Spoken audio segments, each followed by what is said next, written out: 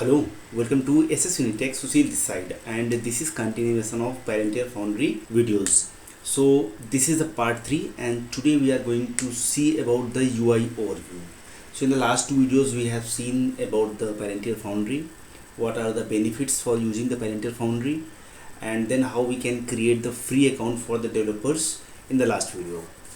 So let's directly jump inside the browser where I have already logged in with my credential. So this is the UI that we have already seen in the last video.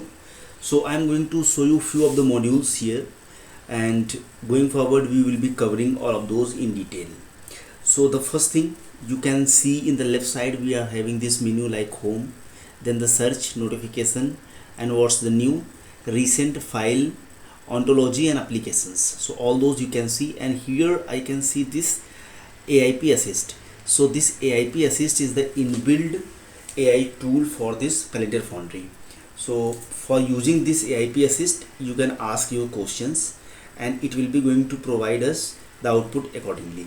Total 3 type of service that it is providing. The first one is the AIP assist, this is the default, and then platform documentation assist, and then developer assist. So these 3 type of assists that we're gonna use, but I'm going to use the default one.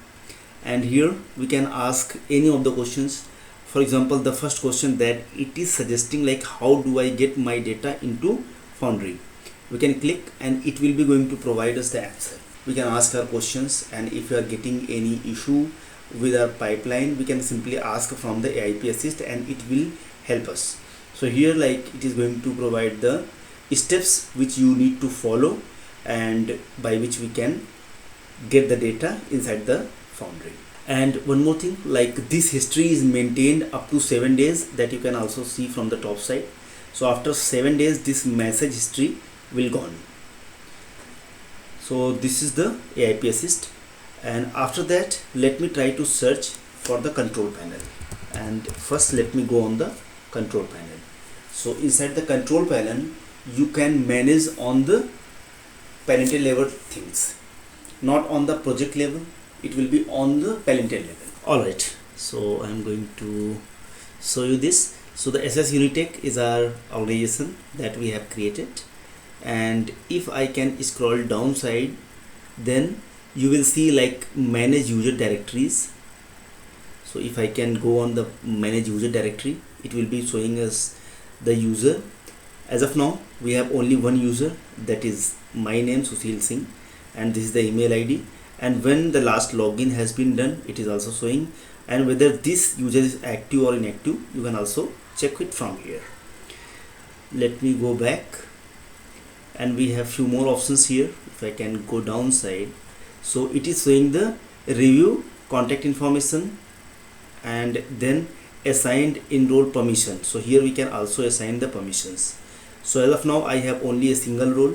We can create a new roles here. So this is the predefined roles which is having inside the Foundry, but you can also create a new role from this. So once we can click on this, and here we can create a new role, and then after you can select like which workflow we want to assign on this role. So all those you can do from here, and the new role will be created, and while we are creating any new user we can assign those roles to them. Let me go back, and if I can go downside, so here we can also configure the network ingress. So remember, while we were trying to create this account, we had allowed only for the India as a country, but we can also select it from here for the another countries, and we can request for this change, and after some time it will be automatically allowed. We have many more options, like here we can assign the organization permissions, and this is all about the control panel. So if it's not very clear for now, so don't worry, going forward we will be covering in detail while we are going to implement it, so it will be very easy for you. As of now you can only have the knowledge, like we are having such type of features here. Now let me go back. While you are going to log in inside your Palantir account, the first thing that should be your project, like on which project you are working on. Here we are having options by which we can create the multiple projects, and accordingly the team can work on that. So for example, we are having a global organization and we are dealing for all the regions, all the countries maybe. And if we want to restrict the projects based on the countries, then we can create the separate project for the country, and users will be having access for that project only. So the first thing, let me try to search for the project and we'll try to create the first project here. So here I can see the project and files. Let me go on this. So as of now, you can see we are having these many projects, but here I have created only this SS Unitech, but other than that, all those by default this Palantir is providing to us, all these data sets and all these sample things. But let me try to go here and try to create a new project. And this project, you can see like the production project or the sandbox project. So we are having these two type of projects. So I am going to create the production one.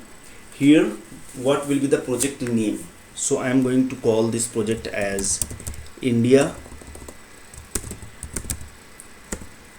Dev, and let me try to create this project. So it should be going to create, and before that you can also see these roles. So I forget to show you those roles, but on this role you can see my email IDs and everything. Now this is the project by which you can do your data engineering activities.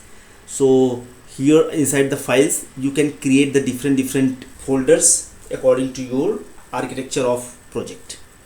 And we can also create, if I can go on this new, I can show you how many things we can create it from here. So we can upload the files directly here. AIP chatbot, AIP logic, all those you can see. And accordingly here if I can go, I can show you those many different things. I'll be going to cover most of those which I am using on the day-to-day life, and rest you can learn on your own.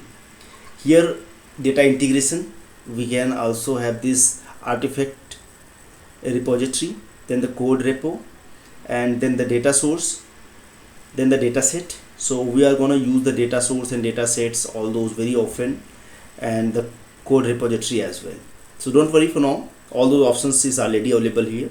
So in this video I have shown you how we can create the project, and by next videos we are going to create the architecture on this, and after that we'll be going to ingest some files, and then we'll be going to develop our. So thank you so much for watching this video. See you in the next video.